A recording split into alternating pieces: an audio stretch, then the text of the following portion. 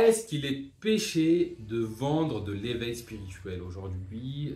Voilà, c'est des choses qu'on voit et d'ailleurs c'est des choses que je fais. Et l'un des abonnés, il va se reconnaître s'il a ce message, je te passe une petite dédicace, m'a interpellé sur cette question. Il m'a dit ouais, c'est bizarre de vendre de l'éveil spirituel. À mon sens, ça devrait être gratuit. Je trouve que c'est une bonne question, c'est une question qui est légitime. Nous allons traiter cette question dans cette vidéo.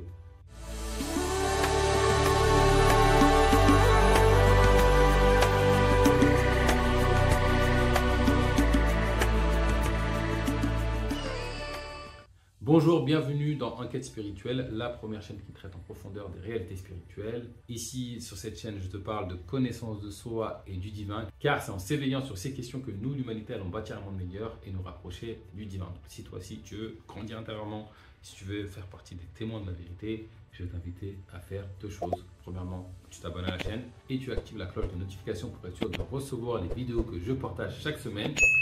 Et 2, va dans la barre de description et mesure ton niveau de conscience. J'ai prévu pour toi un quiz gratuit qui va te permettre de mieux te connaître et surtout de trouver des voies pour grandir en conscience.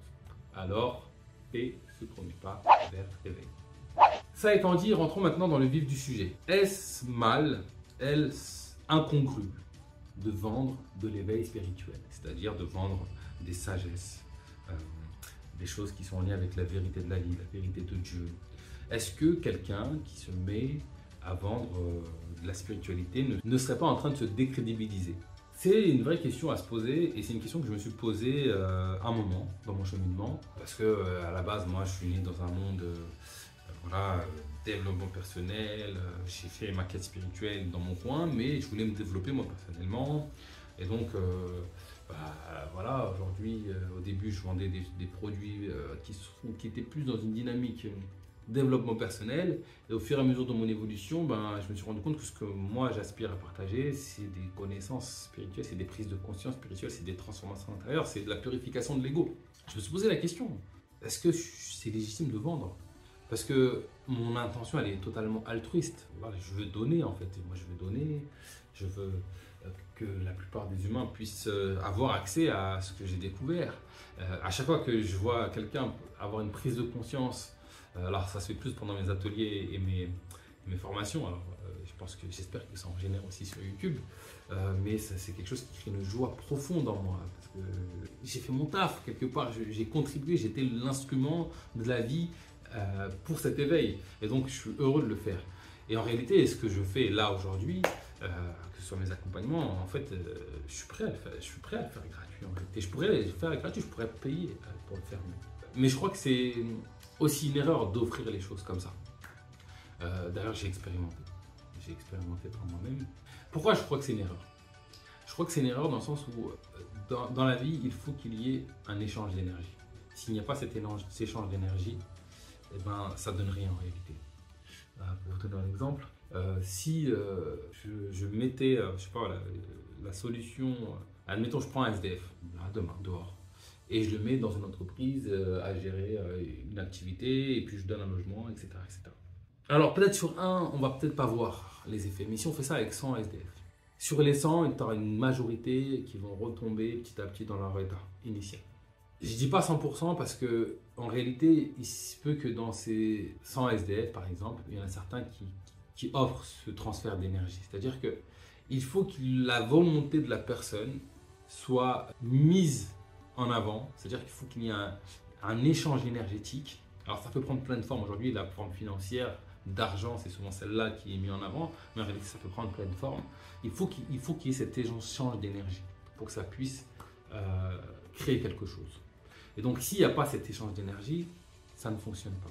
Une autre expérience que j'ai vécue, moi, je suis d'origine malienne et donc on fait des dons en fait, régulièrement à la famille Resto Bled. À la base, mon père est venu en France, le dit, c'est tu vas en France, tu bosses et tu nous ramènes de l'argent pour qu'on puisse survivre.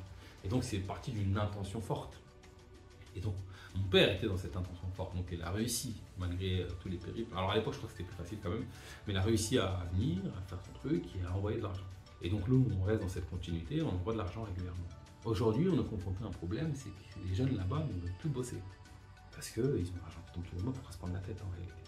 Et donc, c'est un vrai problème. C'est-à-dire qu'il n'y a pas en eux cette volonté de s'en sortir par eux-mêmes. Et donc, j'ai beau donner de l'argent, beau offrir, comme ça, sans cet échange d'énergie, ça donne rien. Alors, cet échange d'énergie, en réalité, on peut le trouver assez facilement. Et d'ailleurs, on le voit dans la société quand une personne s'implique, quand une personne a envie. Et quand je me réfère un peu aux histoires qu'on a dans les différentes spiritualités avec les anciens saints, avant de donner l'enseignement, il y avait un prix à payer. Alors, ce n'est pas un prix financier, mais il y avait peut-être des années de silence, peut-être des études à faire, peut-être des épreuves à passer avant de pouvoir être à même de recevoir l'enseignement. Alors, pourquoi ceci est fait? Et moi, je l'ai constaté personnellement.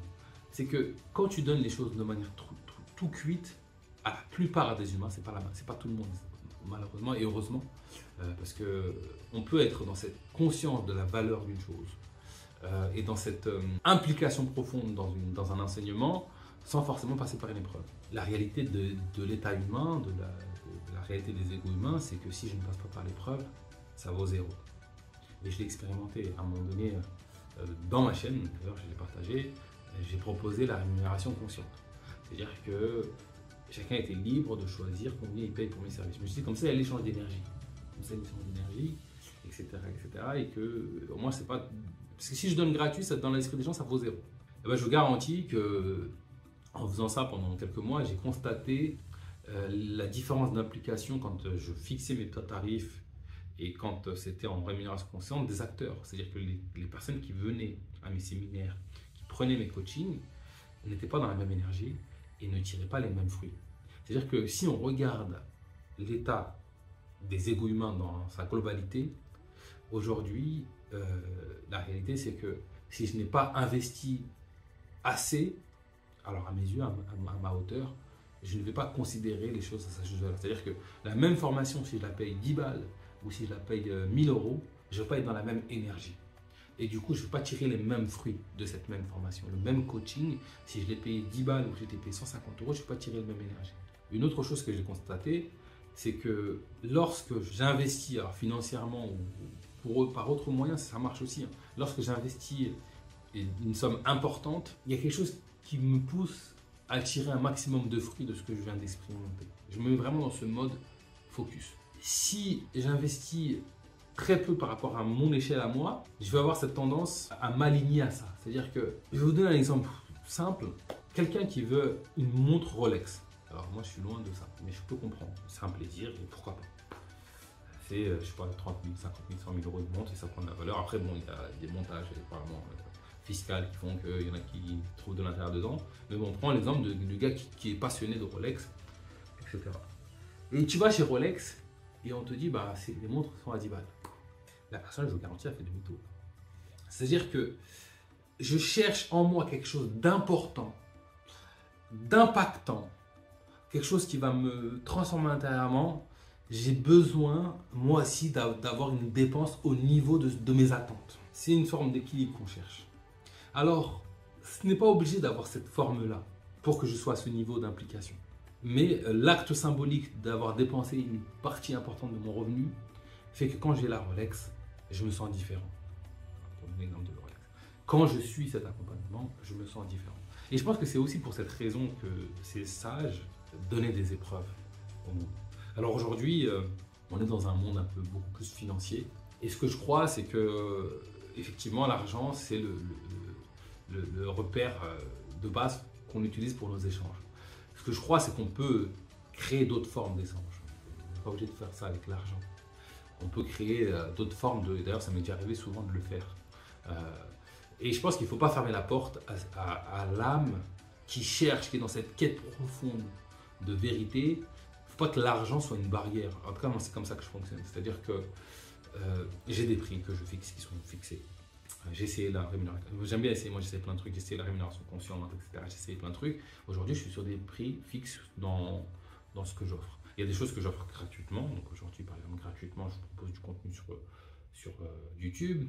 J'organise des veillées spirituelles chaque semaine gratuitement. Donc pour en être, il faut rejoindre le canal Telegram.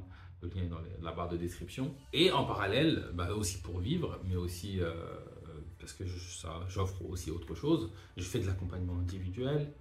Je fais des coachings de connaissance de soi, la découverte de l'excellence. etc. J'organise des retraites spirituelles et là, ce sont des services qui sont payants. Le prix est fixe. Mais ça m'est déjà arrivé qu'une personne me contacte et que je sente cette volonté, cette envie, ou qui n'a pas les moyens et qui ne peut pas se permettre. Et il faut pas que, je ne veux pas être un frein pour ça. Et donc, on trouve un autre moyen de financer ça, autre que le financier. Et en fait, en étant ingénieux, en réfléchissant, on trouve toujours en réalité quelque chose. Tout ça pour dire que ça peut laisser à penser une dimension de cupidité de mettre un prix sur de la spiritualité. Moi, ce que je vous dis, c'est quelque chose qui est tout à fait naturel. En fait, il n'y a rien en fait derrière ça. C'est peut-être des représentations que nous avons. Et les personnes qui pensent que ça devrait être à tout le monde, elles ont raison. Mais tous les savoirs sont à tout le monde.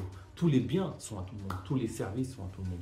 On a créé ce monde où on a créé cette rareté et cette compétition qui, des fois, crée de l'inégalité, mais en même temps crée aussi une meilleure reconnaissance de la valeur des choses. Donc c'est un méli-mélo de choses, de prise de conscience et d'épreuves que nous vivons.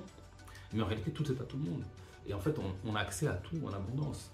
Et quelque part, c'est un truc que je soutiens dans cette vidéo, pourquoi on vit plus ou moins cette privation dans ce monde, ce manque, c'est parce que justement, on se le crée, car lorsque nous aurons ensuite accès à l'abondance, nous saurions l'apprécier à sa juste valeur. Le fait d'avoir traversé le désert et de crever de soif dans le désert pendant des heures et des heures, fait que j'apprécie ce verre d'eau. Alors, la réalité, c'est que je peux être dans cette appréciation sans avoir traversé le désert. Mais la réalité de l'état et de l'ego humain fait que sans cette traversée du désert, je ne suis pas sûr d'apprécier, de valoriser cette eau à sa juste valeur. Et donc, il faut savoir jongler avec tout ça. Quand je regarde l'état du monde en général, c'est ainsi. Et puis, je trouve que c'est honorable de dépenser de son temps, de son énergie, de son argent pour s'offrir des choses, que ce soit de l'éveil ou autre. Moi, j'ai un plaisir à dépenser de l'argent pour acheter un livre sur la spiritualité. J'ai mis de l'argent dedans, c'est de la vente de spiritualité. J'ai un plaisir à dépenser de l'argent pour me former sur des questionnements, que ce soit spirituels, de développement personnel ou autre. Parce que ça me fait du bien et ça me fait autant de bien que celui qui achète ses chaussures de marque. Moi, je suis moins sensible à ça. Et c'est ok, chacun a sa sensibilité. Et donc, je suis arrivé à la conclusion qu'il n'y a aucun souci à vendre de l'éveil spirituel. Moi, ce que je crois, c'est que l'âme qui cherche la vérité, l'âme qui cherche les réalités spirituelles, elles sont accessibles. Et le moyen d'accès, ça peut être un formateur, ça peut être des bouquins, ça peut être des... En fait, tu peux l'acquérir en dépensant de l'argent, mais si tu ne veux pas dépenser de l'argent, tu peux également l'acquérir. Alors aujourd'hui, dans le monde dans lequel on est, souvent tu gagnes du temps quand tu dépenses de l'argent, mais pas tout le temps en réalité. Parce que si on regarde juste YouTube, il y a énormément de richesses, il y a énormément d'informations. L'information, elle est là, elle est partout, elle est en abondance. Tout est là, tout est accessible. Voilà, je ne sais pas qu'est-ce que je peux dire d'autre par rapport à ça. Je pense avoir fait le tour de la question. Je ne sais pas si vous avez d'autres questions sur le sujet. Je pense qu'il faut savoir se décomplexer si vous êtes des acteurs amenés à proposer des services très humanistes et que vous posez la question du financement. Je trouve que c'est honorable. Quand j'achète des produits matériels, je suis là, même tout le temps content de mon achat, la plupart du temps, sauf quand c'est imposé par X ou Y chose, quoi. Je le fais à contre-gré. Mais quand j'ai choisi ça, je suis heureux de le faire. Pourquoi il ne sera pas de même pour dépenser dans ce qui va te rapprocher du divin? Pourquoi il ne sera pas de même? Alors certains vont dire oui, tu trouves des moyens de justifier, etc. etc. Si vous voulez, justifier ou pas, c'est ainsi, c'est mon choix. J'ai choisi de vrai comme ça. De par cette vidéo, alors je tente de vous partager ce que j'ai pu observer de mon expérience. Une personne qui offre cette énergie, cet échange énergétique, cette implication, donne beaucoup plus de fruits qu'une personne qui a tout cuit comme ça dans le bec. Alors, on peut avoir tout cuit dans le bec et se mettre dans cette dimension d'implication profonde. On peut le faire et ça c'est génial quand on arrive à le faire. La majorité des égos humains, c'est pas le cas. Et donc quand ils se retrouvent face à cet investissement intérieur, cet investissement financier, cet investissement énergétique, eh ben, ils se mettent dans une position de tirer un maximum de fruits. Et ça a même l'effet inverse hein, sur les accompagnants. Et c'est exactement le même principe, hein, moi, parce que j'ai partagé cette notion avec pas mal de coachs qui étaient un peu freinés sur le tarif. Et la question que je leur posais, c'est ton coaching. S'il était à 10 balles, ou s'il est à 150 euros, ou 300 euros, quel serait ton niveau d'implication? Et ils disent, ah ouais, 150 euros, là, je serais pas. Alors bon, certains vont dire, non, je serais pareil, je serais pareil. je garantis que la plupart des humains sauront, en fait, c'est comme ça, c'est notre ego qui fait que on se dit, ouais, elle a mis 300 balles, il faut que je donne un maximum. C'est-à-dire que, quelque part, inconsciemment, tu conditionnes à offrir un maximum de valeur quand tu as mis le juste prix. Et en fait, ce qu'il faut, c'est mettre le juste prix qui est aligné avec toi, en fait. Parce que ce que tu offres, quand tu offres un sourire, quand tu offres, je sais pas, une transformation, le fait de dépasser une épreuve à quelqu'un, ou même un service, en réalité, ça n'a pas de valeur, ça n'a pas de prix. On met un prix pour mettre un prix, mais ça n'a pas de prix. Donc, trouve le juste prix qui t'aligne toi et sois OK avec ça. Ce n'est pas la valeur de ce que tu offres. Ce que tu offres a une valeur infinie. Le prix, c'est le moyen d'échange. C'est le contrat entre vous. Et d'ailleurs, on paye toujours le prix de ce qu'on envoie. Même quand vous regardez ces vidéos gratuites sur YouTube, vous payez le prix de votre temps. Vous payez du temps pour accéder à ce contenu. Et c'est ce temps qui vous offre ce retour. Et si vous êtes dans cette énergie si vous apprenez à mettre cette énergie pour recevoir un maximum de fruits de ça, ben vous allez tirer un maximum de fruits de ça. C'est pas moi, c'est vous en fait. Et ça, c'est un truc qui m'avait marqué. J'avais rencontré un moine bouddhiste. Je pense que j'ai déjà parlé dans la chaîne parce que ça m'a tellement marqué que j'ai déjà parlé dans la chaîne. Il mange une pomme, mais il se met dans un état avant de la manger. Il la savoure fois 1000. On dirait qu'il n'a pas mangé pendant 6 mois. Alors il se met dans la condition de tirer tous les fruits de ce fruit. Et c'est ça un peu le principe. Alors, il peut se conditionner en payant cette même pomme 5000 €, et du coup, il la mange avec toute cette saveur. C'est un conditionnement, c'est un leurre qui marche, où il peut se mettre d'entrer dans cette condition. Et donc, dans ce monde, c'est un peu tout ça qui se joue. Donc, chacun fait son schmilblick à sa façon, et de toute façon, la vie s'efforce de créer l'équilibre.